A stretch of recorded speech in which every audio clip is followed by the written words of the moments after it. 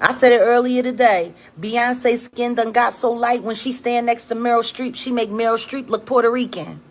Like, that's bad. That's bad. When you so light, you can make a white woman look Puerto Rican. Pathetic.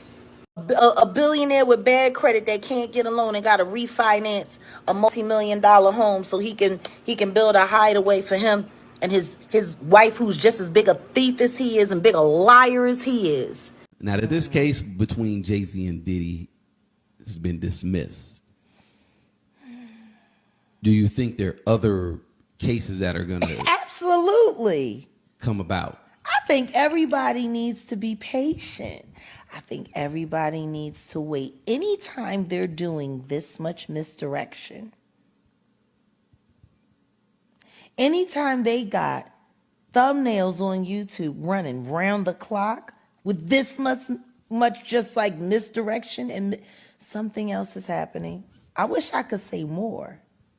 Y'all just going to have to stick around.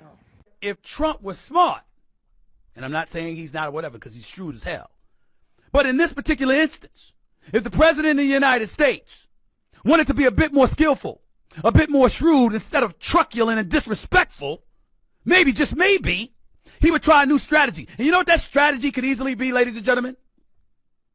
Bring up Bill Clinton.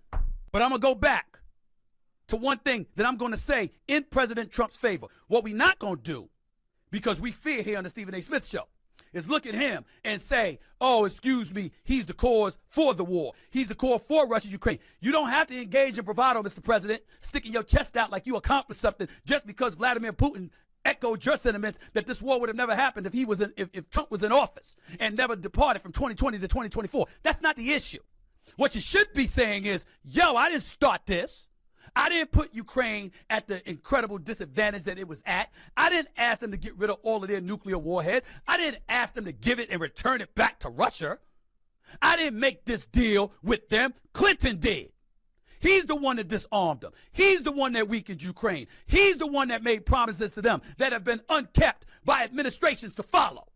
Which, by the way, is Obama to some degree, because if Clinton made that promise and that commitment, and then 20 years or so later, Obama is in office, and that's when Russia invades and takes over Crimea, and we do little to nothing about it, even though they're in clear, stark violation of what was promised by them to the Clinton administration, to the UK, in the Budapest Memorandum, then what the hell is up? That ain't on Trump. That's on them. So what Trump is doing right now is not ideal. Damn it, I don't think it's that impressive. I think it's a bunch of pomp and circumstance. But we ain't going to act like he